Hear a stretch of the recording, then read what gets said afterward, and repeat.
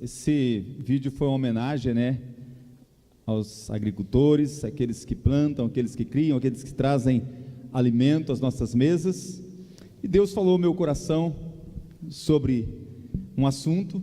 Eu pedia, na verdade eu não tinha esse vídeo, eu falei para o André Adams me mandar esse vídeo, porque eu havia conversado com a igreja sobre um tema que eu queria tratar com vocês, sobre algo que Deus tem falado muito ao meu coração, sobre sermos produtores ou consumidores. E para tanto Deus colocou um tema no meu coração para essa palavra nessa noite: produtores do rei, ou na verdade produtores do reino. Isso é ser uma igreja multiplicadora, onde temos produtores do reino. O texto que Deus colocou no meu coração para começarmos essa palavra está em João 15, quero que você abra a sua Bíblia, versículo de número 1, João 15, versículo 1, mesmo assentado, mas com toda a reverência à palavra e ao Deus da palavra.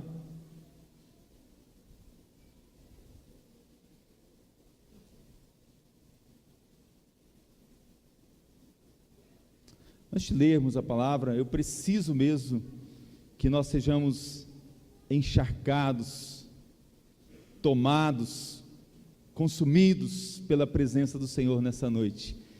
Quero convidar você mais uma vez a baixar a sua cabeça, curvar a sua fronte. O Espírito Santo de Deus, Ele está aqui, e Ele habita na vida de todo aquele que já confessou Jesus como Senhor e Salvador das suas vidas. E esse mesmo Espírito, ele passeia pelo meio da igreja, e a presença do Senhor, ela pode tomar esse lugar desde que você deseje. Eu quero convidar você a clamar agora pela presença do Senhor, a clamar agora pela ação do Espírito Santo sobre a sua mente, sobre o seu coração, que os seus pensamentos, você peça ao Senhor agora que eles sejam cativos ao Senhor, a palavra que vai ser pregada, que você não só sinta a presença do Senhor, mas que a presença do Senhor invada a sua mente, invada o seu coração. Espírito Santo de Deus, aleluia, aleluia, glórias sejam dadas ao Senhor. Seja exaltado, Senhor, glorificado seja o teu nome, Senhor. Ah, Deus, o Senhor está aqui no meio de nós. Na tua presença há delícias perpétuas, na tua presença há plenitude de alegria, na tua presença curas, milagres acontecem, na tua presença pessoas são salvas, na tua presença, Senhor, coisas maravilhosas acontecem. Nós vamos ler a tua palavra, Senhor, que é linda, que é maravilhosa, que é poderosa. Ah, Deus, mas precisamos ser tomados pela tua presença. Senhor, invade as nossas mentes, invade os nossos corações. Toma, Senhor, toma o lugar que é teu, toma esse lugar, Pai, como trono do Senhor. Está repreendido em nome de Jesus toda hoste maligna, toda seta, todo dardo inflamado. Estamos num ambiente seguro, protegido. Estamos no lugar santo, santo, santo é o Senhor. Oh Deus, que a tua presença vá agora enchendo este lugar, encharque este lugar. Deus, manifesta a tua glória. Precisamos, carecemos de ouvir a tua voz, ouvir a tua palavra. Pai, que diminua eu e que o Senhor cresça, cresça, cresça nessa noite. Pai, que a minha voz possa assumir e a tua voz chegue como trovão, que a tua voz chegue em cada coração, em cada mente, que a tua voz dissipe todas as mentiras, as fortalezas. Deus, que hoje seja uma noite marcada por um novo tempo na vida de cada crente, de cada homem, de cada mulher.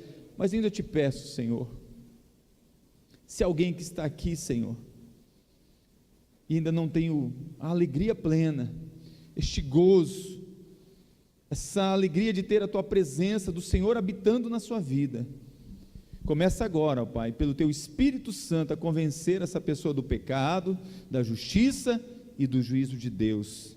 Que esta noite seja marcada também por uma noite de salvação. Se há alguém condenado ao inferno, que nesta noite seja livre desse cativeiro, seja livre dessa condenação, porque o teu sangue é maior, o teu sangue é poderoso, o teu sangue tem o poder, Senhor, de limpar qualquer imundícia, qualquer pecado. O teu sangue é sobre esta igreja, sobre este lugar. Senhor, fala conosco, queremos ouvir a tua voz. E se hoje ouvirmos a tua voz, nós não vamos endurecer o nosso coração. Em nome de Jesus, amém e amém. Amém? João 15:1 diz assim: eu sou a videira verdadeira, e meu Pai é o agricultor. Aqui é mais uma declaração poderosa, onde Jesus está dizendo mais uma vez, eu sou.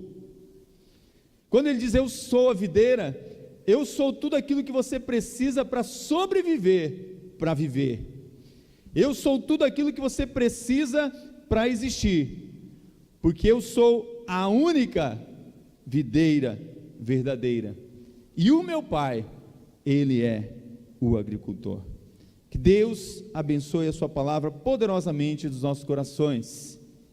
Pouco tempo antes de Jesus falar sobre a vinha, falar sobre este momento, você sabe que teve aqueles momentos que Jesus estava no cenáculo, no momento da ceia, de lavar os pés, de falar de Judas, o traidor, de falar de todas as coisas que ia acontecer, que ele ia passar pela cruz, aquele momento mesmo que os corações foram ficando aflitos, aquele momento em que eles começaram a perguntar para onde nós vamos, e ele disse, eu sou o caminho, eu sou a verdade, eu sou a vida, e eles começaram a entender, aqueles discípulos que caminhavam há cerca de 3 anos com Jesus, eles começaram a entender que ele era o Messias, por quem valeria a pena eles arriscarem a vida deles, alguém que valeria a pena eles viver de uma maneira diferente. Após as notícias chocantes, quando você vai em João 14:31, você vai ver que possivelmente Jesus os conduziu para esse lugar, onde provavelmente havia uma vinha, onde havia esse lugar, onde Jesus chegou ali, e ele começa, diante daquelas videiras que estavam ali, ele fala assim, olha, está vendo essas videiras aqui? Eu sou a videira verdadeira, e o meu Pai, Ele criou, governa, sustenta tudo que existe. Sabe a plenitude da terra, dos céus, das galáxias? Meu Pai, é Ele que sustenta. E Ele começa ali naquele momento a revelar segredos valiosos para que os seus seguidores, os seus discípulos, floresçam física, emocional e espiritualmente. Os discípulos, eles acabam de descobrir que Jesus é muito diferente do que eles esperavam. Você sabe tudo que a história diz, que eles esperavam de Jesus como Messias, e agora eles têm um outro Jesus, mas nesse momento Jesus começa a falar para eles de alguns segredos desse que é a videira verdadeira, e alguns segredos do agricultor.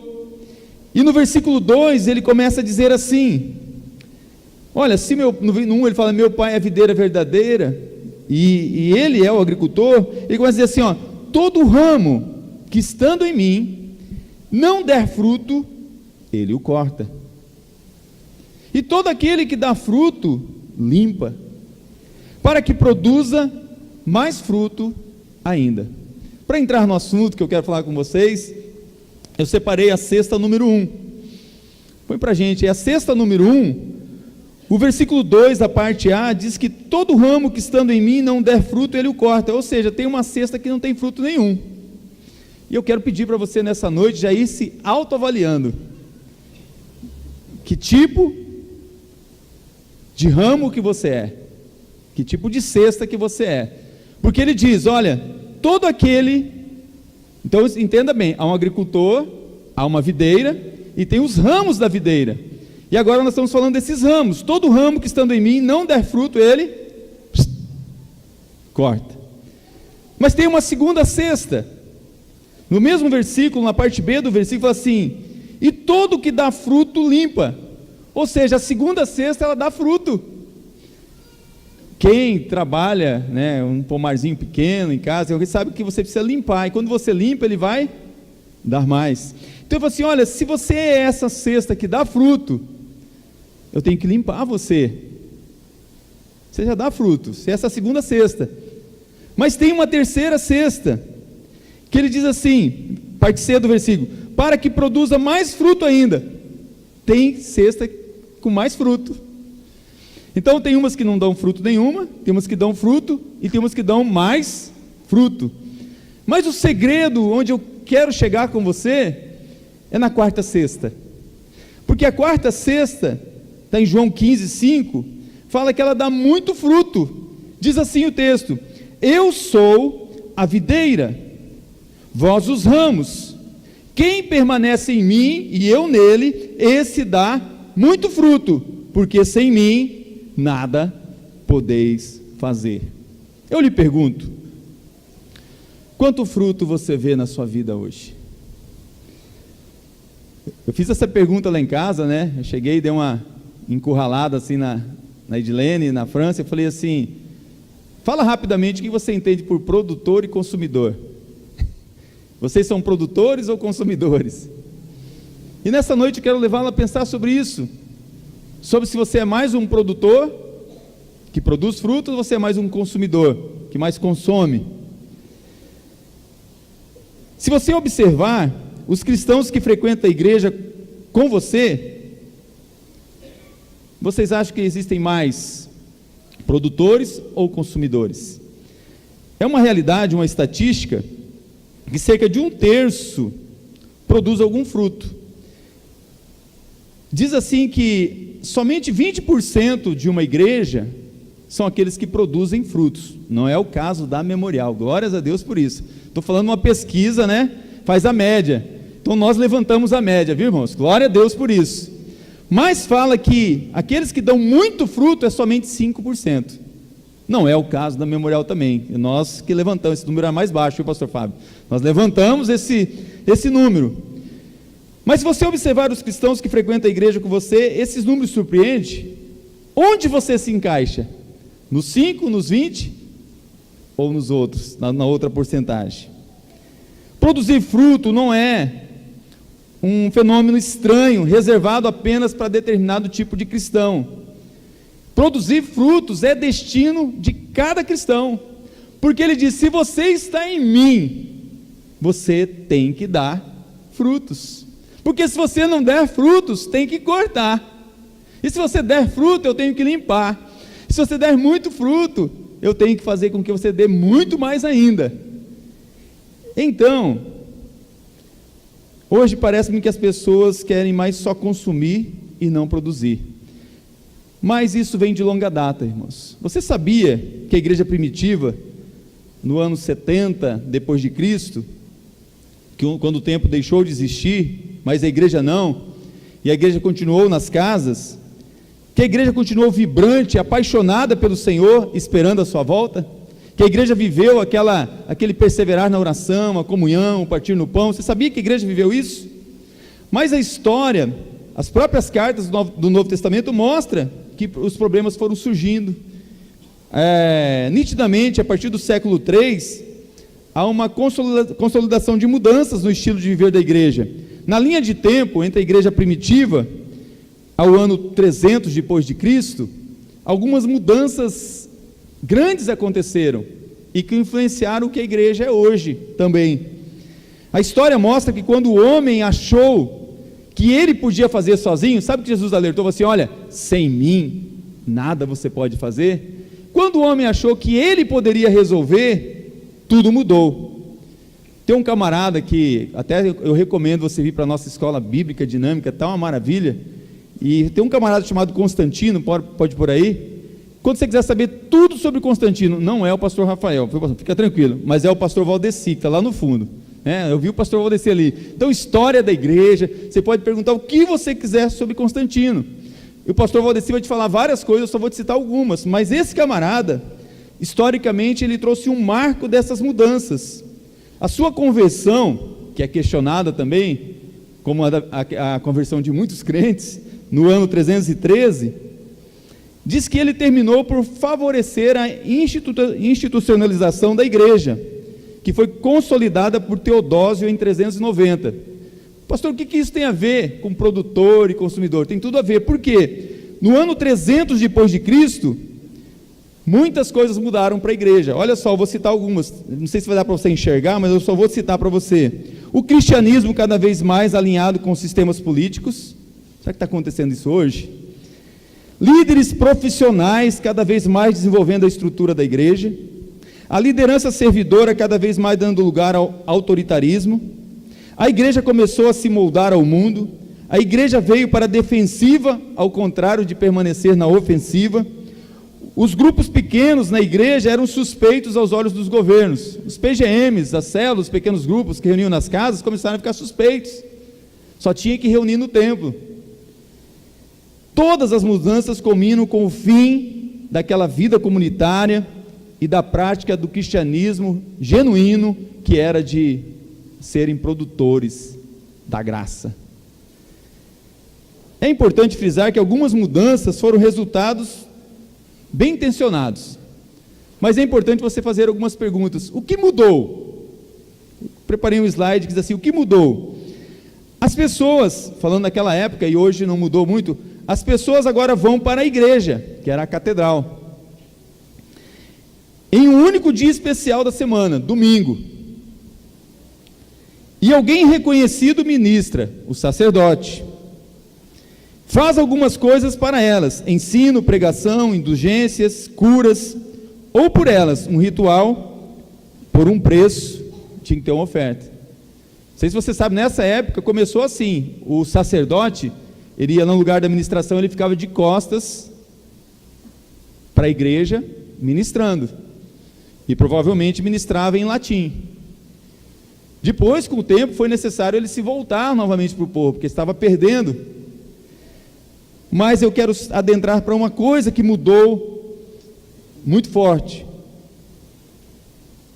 A igreja, que era um organismo vivo, ela passa a ser uma organização religiosa.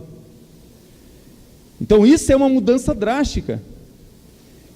Essas mudanças históricas terminam por fazer com que a instituição tomasse lugar do organismo. E a igreja não é a estrutura, a igreja é gente, são as pessoas. A vida está na vida, é vida na vida, é você, somos nós, esse organismo. A instituição religiosa em si mesmo, ela não é ruim. É ruim quando ela ocupa o lugar do organismo. E aí chega onde eu queria chegar. Produtores hoje são 20% e consumidores 80%. Tem uma música, né, que eu gosto muito: de que lado você está? De que lado você quer ficar? O resultado mais prático dessas mudanças nos nossos dias é o aumento do número de consumidores em detrimento dos produtores. Eu consumo. O que a igreja lá pode me oferecer? Eu quero saber se essa igreja ela tem estacionamento. Eu quero saber se essa igreja tem ar-condicionado. Quero saber se essa igreja tem alguém para cuidar das minhas crianças. Estou nem perguntando do culto, se tem alguém para cuidar das minhas crianças. O banco é estofado ou não? A cadeira quebra de vez em quando ou não? Eu quero consumir. Para não perder tempo, a minha palavra é desafiadora. Eu quero desafiar você a tornar-se hoje um cristão que produz e não só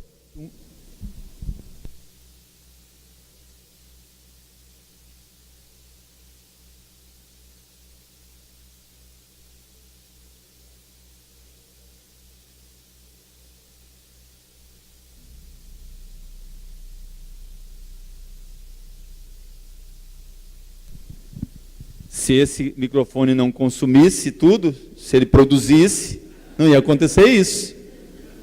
É o que está acontecendo com muito crente, né? Acaba a bateria, pastor, estou tão fraquinho, estou tão fraquinho.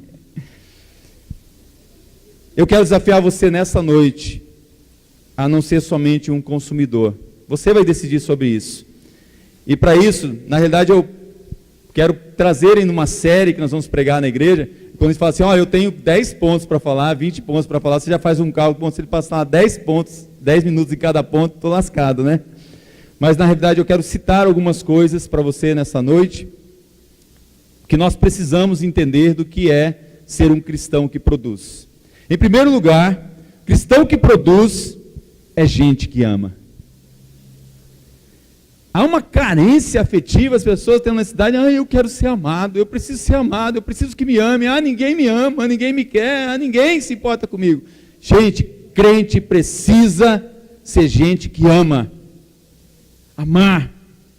Às vezes achamos que se somos bons, as pessoas saberão que somos cristãos e vão desejar estar com a gente, que legal, a gente é bonzinho, o pessoal vai querer vir para a igreja. Gente, pasme o que eu vou te falar. Olha que eu não tenho tanto relacionamento fora, até por causa do meu tempo, mas eu conheço muita gente boa, sabe o que é boa, caridosa, piedosa, amável, que não é cristão. Gente boazinha. Então eu estou falando para você, não é disso, estou falando de gente que ama com um amor que é transformador, que um amor que vem do trono, é um amor que é amar aqueles que te magoam, amar aqueles que te ferem, amar aqueles que te desprezam, amar aqueles que pisam na sua unha encravada, amar aqueles que pisam no seu calo. Lucas 6, de 32 a 36, você pode ler na sua casa, é ensinado para a gente que fala assim, olha, se vocês amam somente aqueles que os amam, o que é que vocês estão fazendo demais? Até as pessoas de má fama amam as pessoas que as amam. Ele vai falando de várias coisas, leia esse texto em casa, ele fala assim, olha, se você convidar o Silvio para jantar na sua casa, ele logo vai querer retribuir, porque é o perfil dele. Então por que você não chama alguém para jantar na sua casa que nunca vai te retribuir? Que nunca vai fazer nada por você?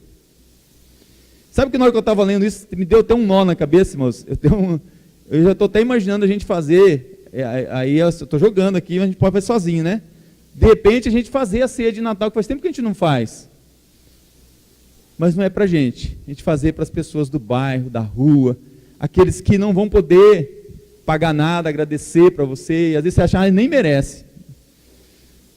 Vai pensando sobre isso, porque ele vai falar assim, se vocês fizerem o bem somente para aqueles que lhe fazem o bem, o que é que estão fazendo demais? Até as pessoas de má fama fazem isso. Sabia que até o pessoal da cadeia um ajuda o outro. Cara, acaba com aquele cara para mim, aquele cara está me incomodando, vou te ajudar, fica tranquilo. Eles ajudam, porque tem gente que te incomoda e você quer acabar com ele, mas você não tem coragem de falar, né? Mas ele está dizendo, versículo 35, assim, faça o contrário, amem os seus inimigos e façam o bem para eles. Olha aqui, emprestem e não esperem receber de volta o que emprestaram. Tem uma coisa que eu aprendi, assim, esse negócio de pedir emprestado é complicado, né? Às vezes, se você não quer perder o amigo, irmãos, dá o dinheiro. Porque senão você pode perder aquele amigo, ele vai, às vezes, passar longe de você. Você fala assim, então, mas não estou falando nem disso, estou falando de alguém que você sabe que não vai te pagar mesmo, não empresta. Dá. A verdadeira fé é amar uma pessoa depois que te magoa. Lucas 14, versículo 12 a 14, fala assim, depois Jesus disse ao homem que eu havia convidado, quando você der um almoço ou um jantar, não convide os seus amigos, nem os seus irmãos, nem os seus parentes, nem os seus vizinhos ricos, porque certamente eles também o convidarão, e assim pagarão a gentileza que você fez. O único que você pode convidar é pastor. Não, porque o pastor não pode pagar isso para você, porque se ele pagar, o outro fica com ciúme. Entendeu? É por isso que a gente não retribui. Então você já sabe que você quer convidar, convida esses daqui e o pastor. Né, pastor Fábio? Porque a gente não pode depois convidar você e retribuir, né? Você já sabe disso. Porque se a gente retribuir, o cara entrega você e ainda fala, fui lá comer bife na casa do pastor Richard. Aí tá feito o negócio, irmão. Então, você já entendeu. Então a gente não retribui. Mas ele diz que você será abençoado, pois eles não poderão pagar o que você fez. Mas diz assim, mas Deus lhe pagará, versículo 14, no dia em que as pessoas que fazem o bem ressuscitarem. Irmãos, é tremendo isso. Você já fez alguma coisa assim?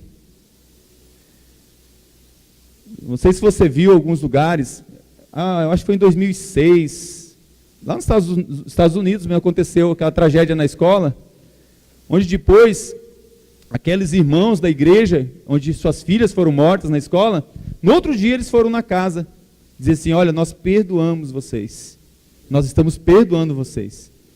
Não dá nem para imaginar isso, irmãos.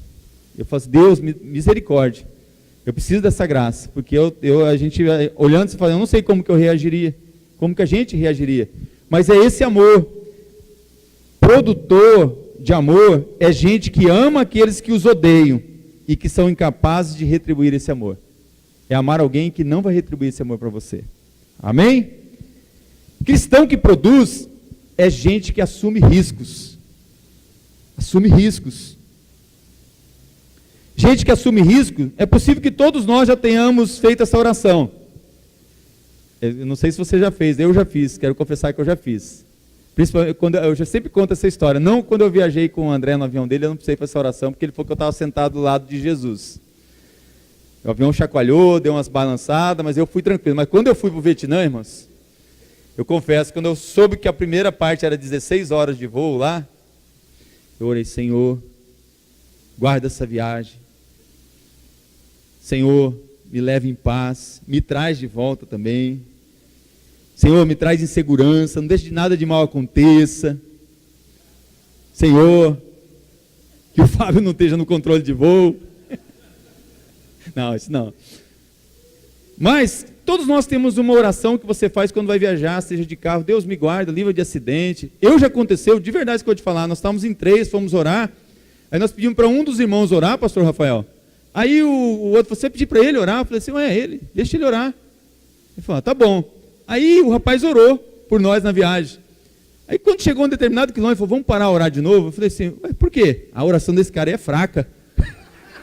Foi verdade isso, irmão. Foi verdade. Foi verdade.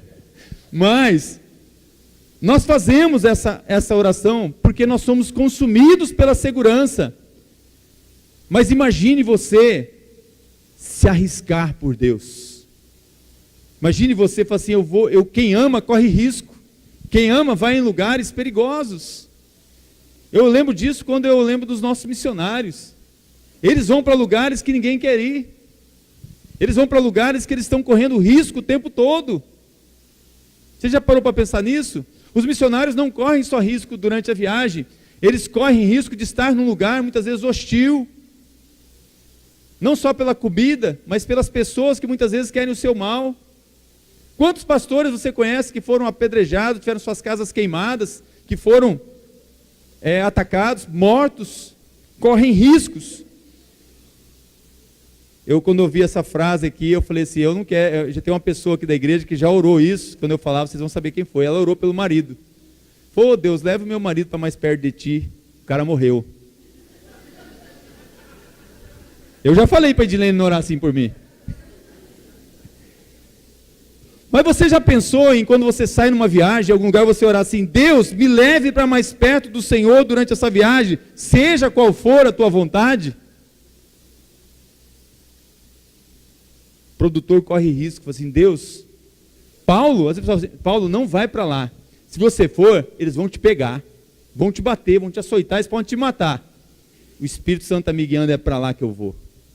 Gente que é produtor, corre risco. Produtores se preocupam mais com a vinda do reino a esta terra do que com as proteções contra o sofrimento e a angústia. É um privilégio sofrer por causa de Cristo. É um privilégio participar do sofrimento de Cristo. São mártires, são missionários. Eles morrem e morreriam por Cristo. Você quer ser um produtor? Produzir esse tipo de risco, de amor na sua vida? Cristão que produz é gente humilde. Gente humilde, não está falando de humildade que muita gente pensa de pobreza. Está falando de gente que adora transformar situações e ser usado por Deus para servir. Gente humilde é gente que ama lavar os pés do seu irmão. Gente humilde é gente que fala assim, olha, eu quero servir. Tem algo que tem me preocupado, irmãos, de verdade, com as celebridades que a igreja está fazendo. A igreja faz celebridades. Tem cantores, tem pastores que não vêm. Se você vai ter uma oferta, Quanto vocês estão dispostos a investir nesse evento? Nós vamos pôr aqui, mas vamos deixar a agenda em aberto. Sabe por quê? Porque se aparecer outro que paga mais, ele tira você da agenda. É triste, mas é verdade. E quem faz isso? A igreja. Isaías 42:8 diz assim: eu sou o Senhor, esse é o meu nome, não darei a outro a minha glória, nem a imagens o meu louvor. Irmãos, que diminua eu, que diminua cada um de nós líderes, mas que o Senhor cresça e que a gente desapareça. Que a glória seja dele, que a glória seja dele. Produtores, ou seja, pessoas que produzem, sabem que nunca conseguem ser suficiente humilde, por isso buscam fazer menos conhecidas a Cristo, menos conhecidas a si mesmo, para que Cristo seja mais conhecido. Mateus 5,16 assim: assim também a luz de vocês deve brilhar. Ó, que coisa legal. Assim também a luz de vocês deve brilhar. Eu gostei disso, hein? Para que os outros vejam as coisas boas que vocês fazem. Mas sabe qual que é o final disso? E louvem o Pai de vocês que está nos céus.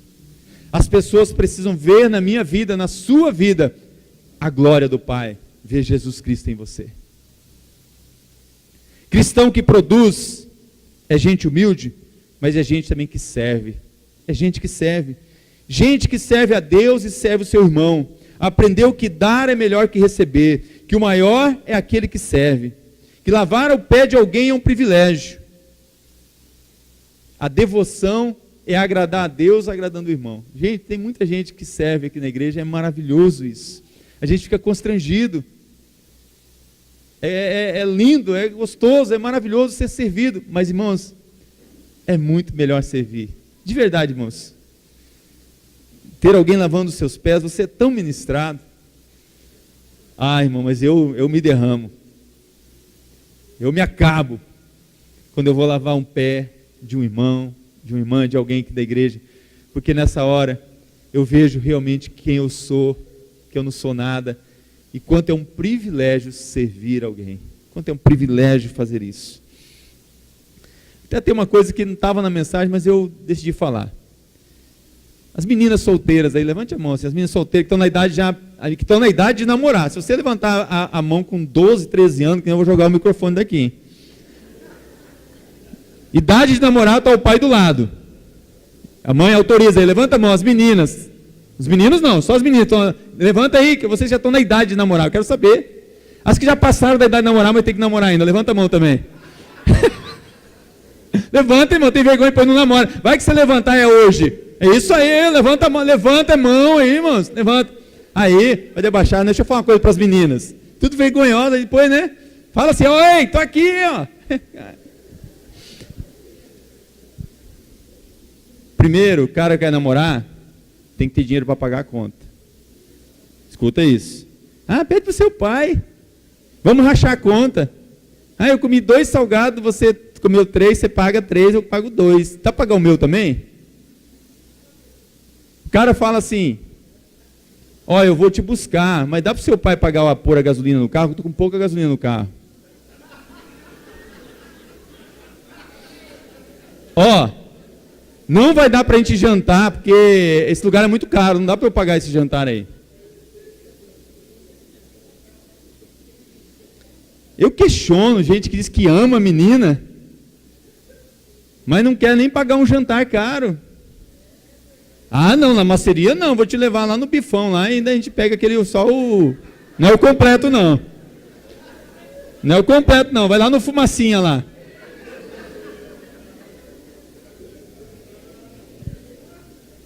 Diz que ama você, só quer te beijar, te abraçar e pagar um jantar não quer.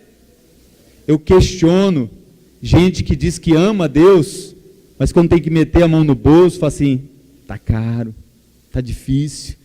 Meu Deus, é tudo isso o jantar lá na igreja? Meu Deus, o jantar da virada, é tudo isso. Paga num show, 150, 200, vai jantar lá no mundo, que é 500, 400, lá não é caro. Produtor é gente que serve. Elas não consideram o serviço um fardo, elas encontram alegria em amar e servir ao Senhor com alegria e ajudar as pessoas. Esse dos meninos aí é sério, viu? Já fica de olho nesse cara aí. Não. E outra. Pai, ó, falar uma coisa, hein? Emprestar o carro. Não, deixa pra lá. Cristão que produz é gente que doa. Vamos lá. Cristão que produz. Ó, não estou dando indireto para ninguém das famílias. Ó, se vocês combinam as coisas aí, Hugo e Daniel, vocês combinaram aí, ó. Ficou vermelho uma turma aqui, gente, ó. Eu não sei de nada. Te juro, ó, se é revelação, uma turma ficou vermelha aqui, mas eu não tenho nada com isso. Mas, ó, isso aí é combinado entre família, ninguém se mete, tá? Isso aí é outra coisa.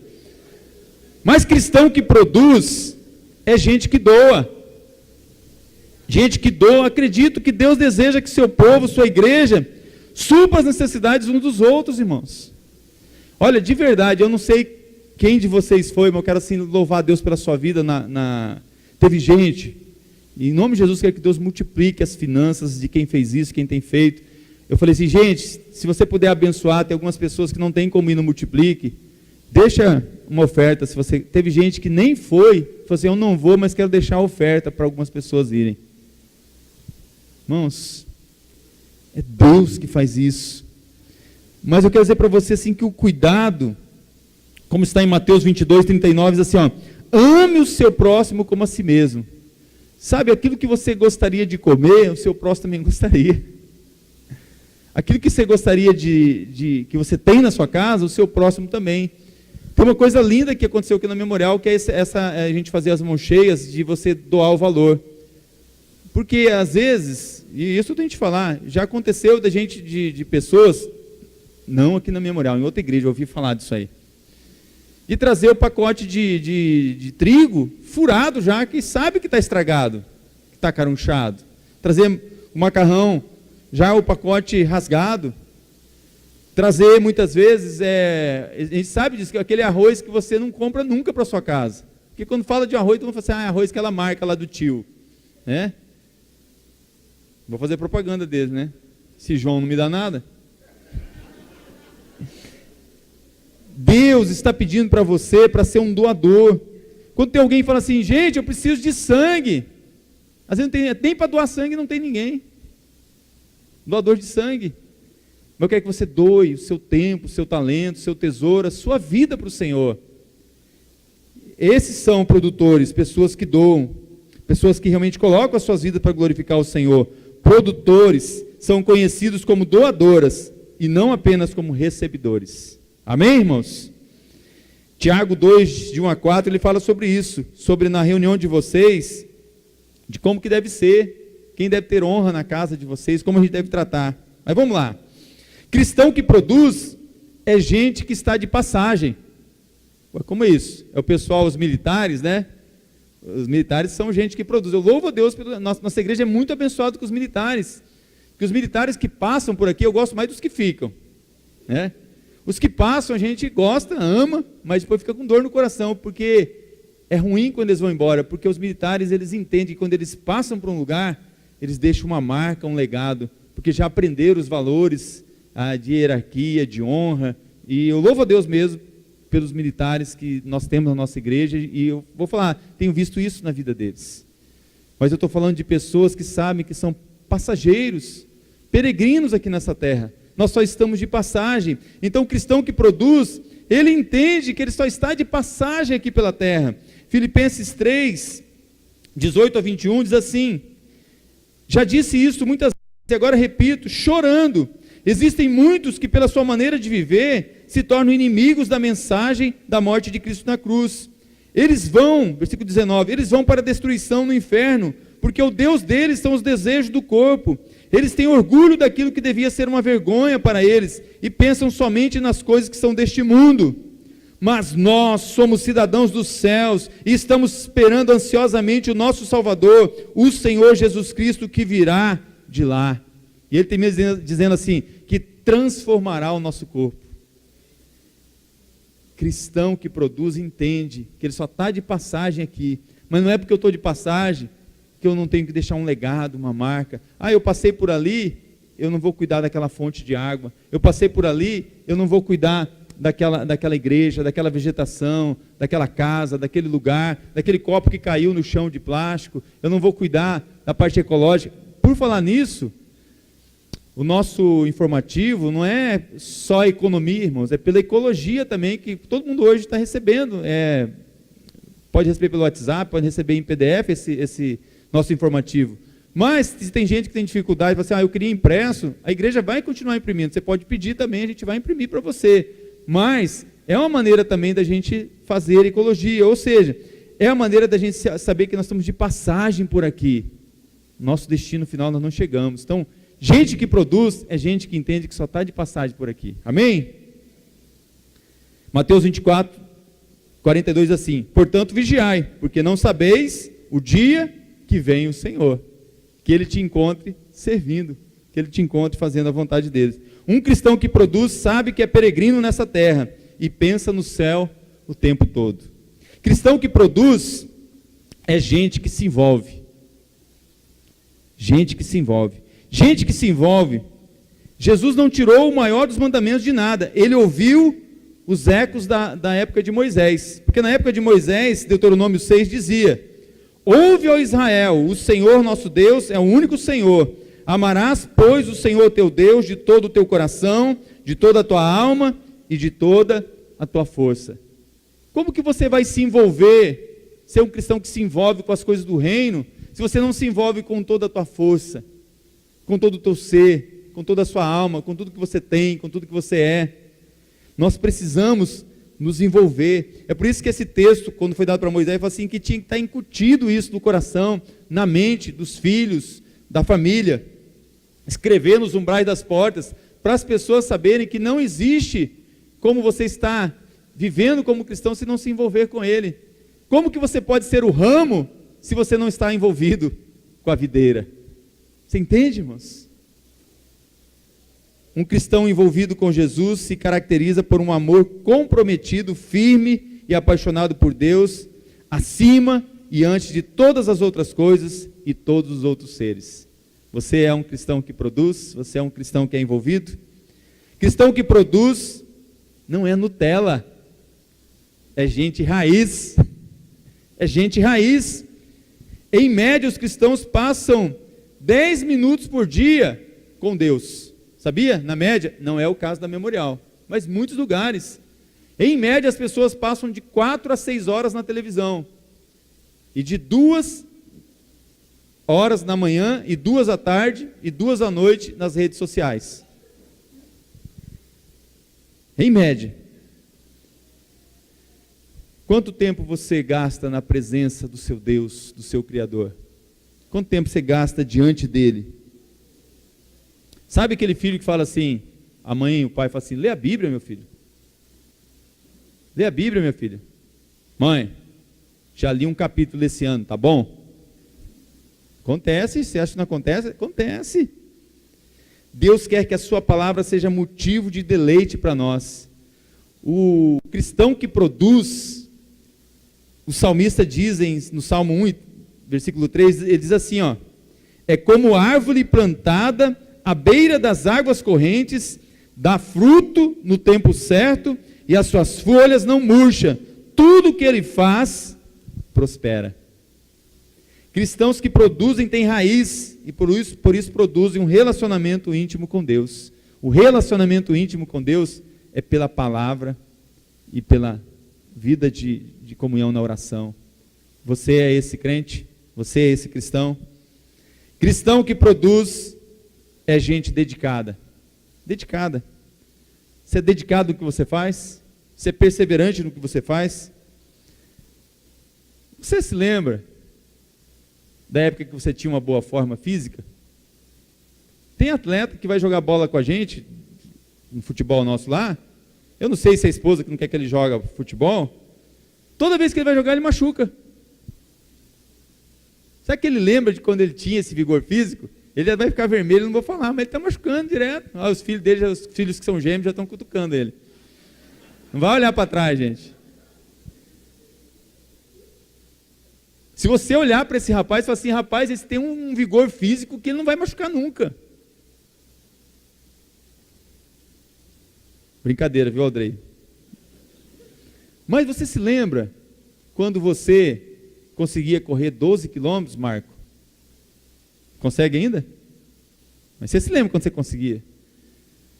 Você se lembra quando você fazia maratona? Você se lembra, Rogério, quando você jogava futebol? E jogava bem, eu lembro. Será que você ainda consegue, Rogério? Você acha que não? Tem gente que insiste, né, Zé Carlos? O importante é insistir, é isso aí. Mas, irmãos, gente dedicada continua fazendo as mesmas coisas que fazia, só que agora de maneira mais experiente.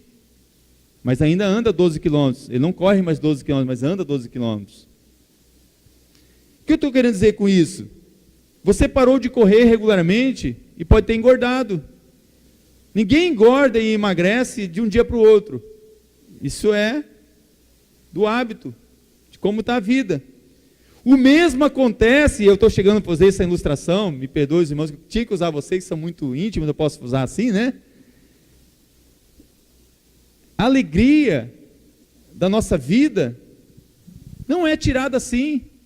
É igual os quilinhos que a gente ganha mais, não é de um dia para o outro. Foi acumulando. Você não prestou atenção, e quando você viu, já estava esse corpício. Já estava desse jeito. Mas ainda tem jeito.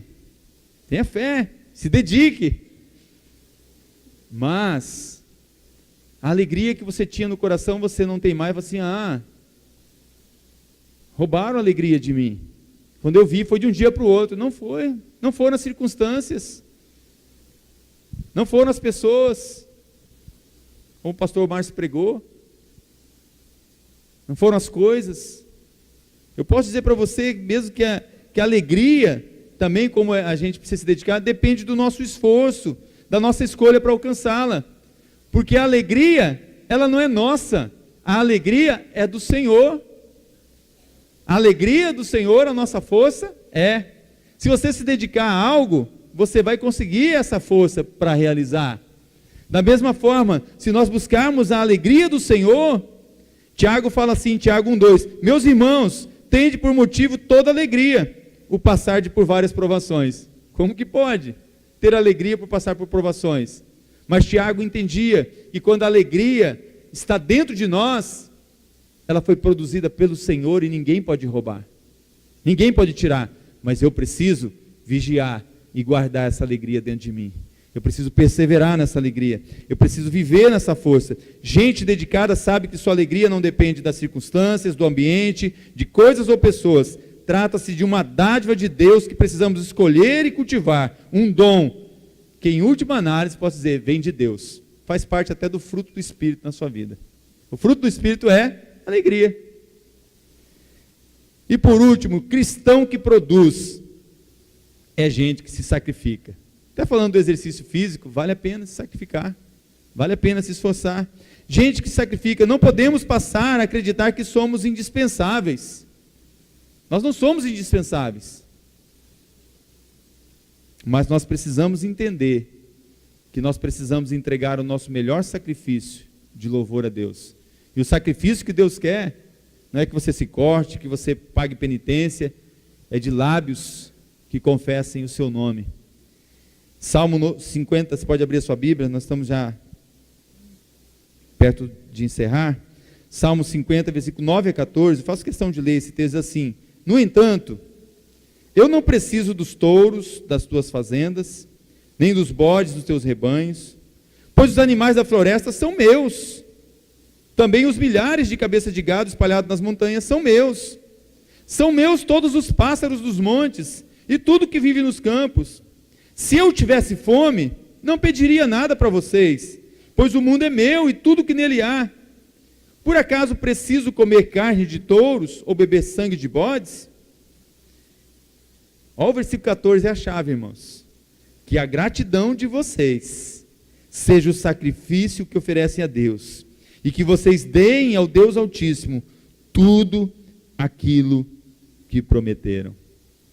Irmãos, A resposta está naquilo que o salmista diz.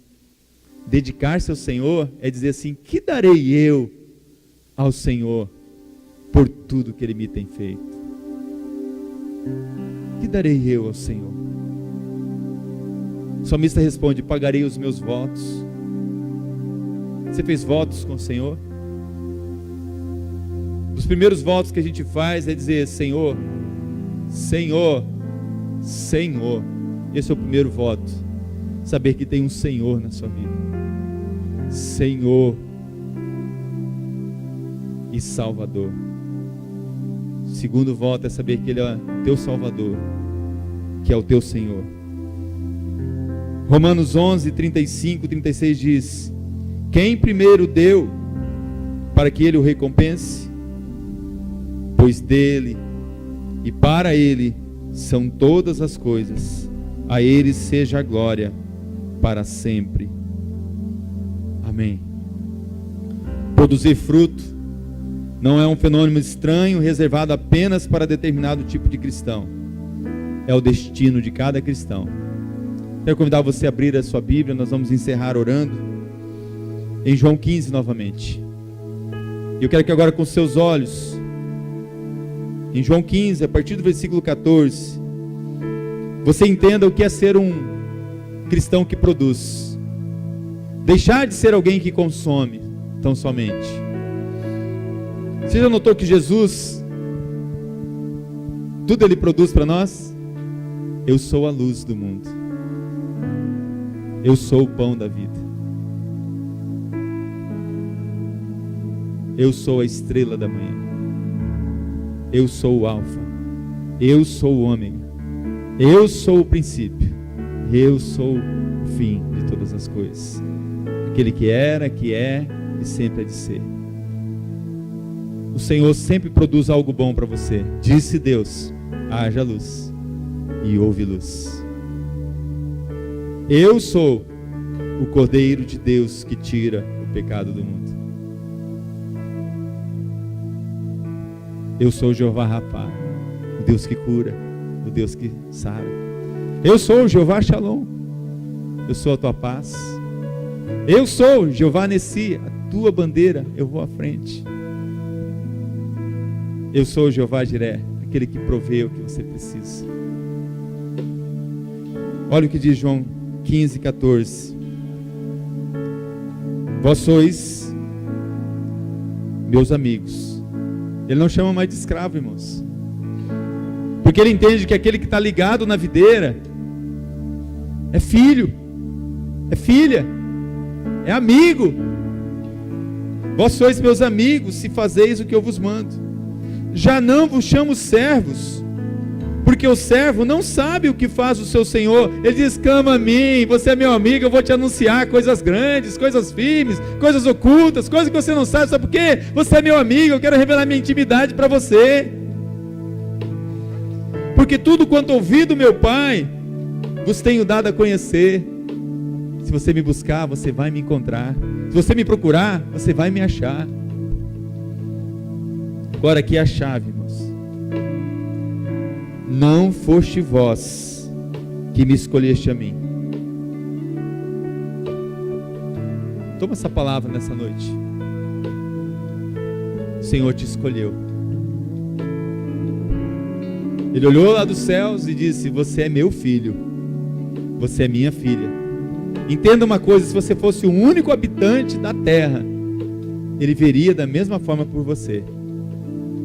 Porque Deus amou você de tal maneira que enviou o seu único filho, enviou Jesus Cristo para te buscar e para te salvar. Saiba que Ele veio buscar e salvar, mas quem não o aceita, quem não o recebe, já está condenado. Não é Ele que condena. Se você continuar a ler o texto de João 3, leu 17, 18, você vai ver assim: quem não crê nele, não é que Ele condena, já está condenado. Ele veio para tirar essa condenação. Ele não veio para condenar o mundo, Ele veio buscar e salvar. Não foste vós que me escolheste, pelo contrário, eu vos escolhi a vós outros. Agora olha aqui, irmãos. Ele escolhe você como filho e filha, não é para você consumir. Olha, eu só quero as tuas bênçãos, eu só quero o que o Senhor pode me dar. Não, ele fala assim: eu vos escolhi e te designei para que você vá e dê fruto, e o vosso fruto permaneça. Pastor, então Deus me chamou para ser um produtor? Isso mesmo. Ele fala assim: o pai é o agricultor, ele vai trabalhar na terra, mas eu sou a videira, os ramos são vocês. E ele diz: sem mim nada você pode fazer.